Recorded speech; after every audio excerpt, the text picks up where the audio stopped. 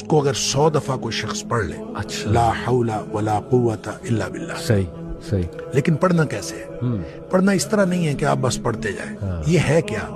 لا حول ولا قوت الا باللہ اصل میں کیا ہے؟ حول کا معنی بھی قوت ہے اور قوت کا معنی بھی قوت ہے. لا حول ولا قوت، یوں کہہ لیجئے نہ کوئی اجتماعی طاقت نہ کوئی انفرادی طاقت الا باللہ، سوائے اللہ کے. اللہ اکبر، یا نہ گناہ چھوڑنے کی طاقت نہ نیکی کرنے کی طاقت صحیح، الا باللہ.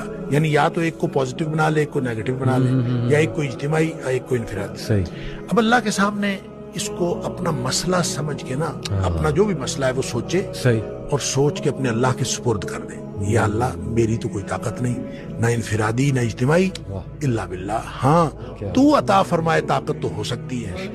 یوں میں اس کو کہتا ہوں یہ بے بسی کا کلمہ ہے. بے بس آدمی اپنے اللہ کے سامنے بے بسی